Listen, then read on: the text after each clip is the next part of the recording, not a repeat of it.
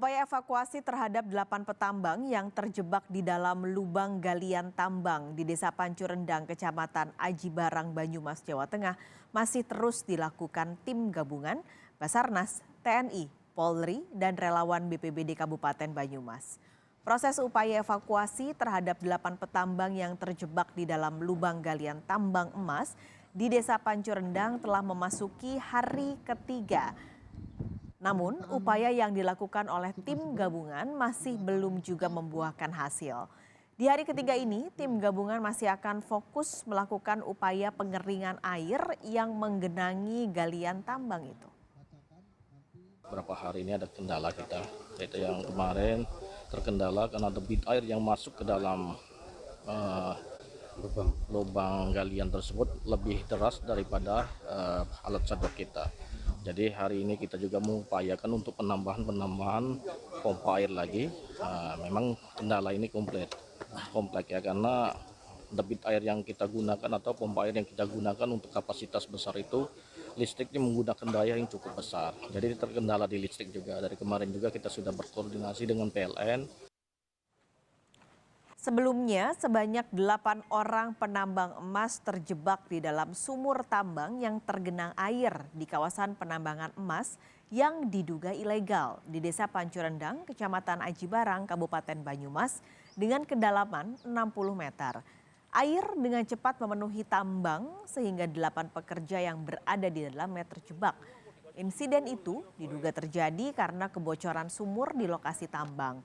Petambang terjebak di lubang tambang sejak Selasa pukul 10 malam dan hingga kini polisi terus melakukan proses evakuasi. Perkembangan terkini pencarian korban akan langsung dilaporkan jurnalis Kompas TV Bayu Sasongko. Bayu, cara apa yang dipakai tim SAR dalam upaya pencarian korban untuk hari ini? Iya, selamat siang Pak Skalis dan juga saudara.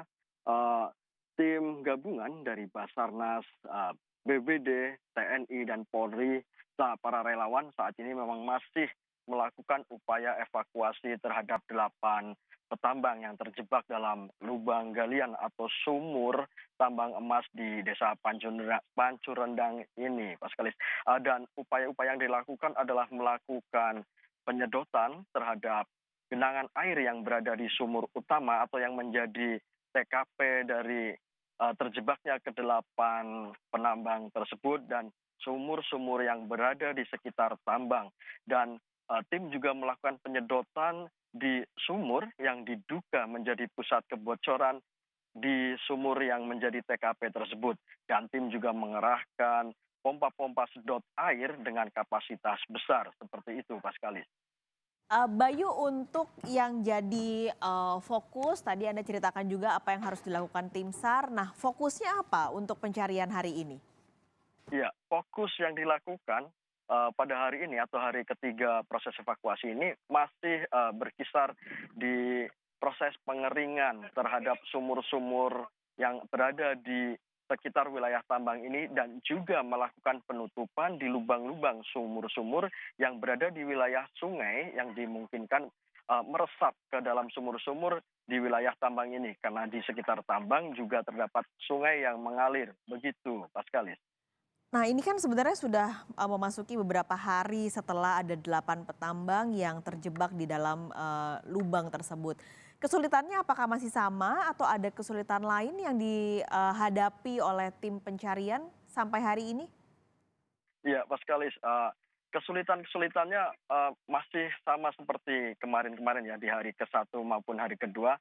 Namun ditambahkan oleh Kepala Basarnas Cilacap tadi bahwa kesulitan lain adalah penggunaan pompa air, penyedot air bertekanan besar ini juga mengalami kendala dalam hal kelistrikan seperti itu, sehingga mungkin listrik tidak kuat dan akhirnya pompa bertekanan besar itu tidak dapat beroperasi menyedot air secara maksimal. Begitu, Pak Skalis.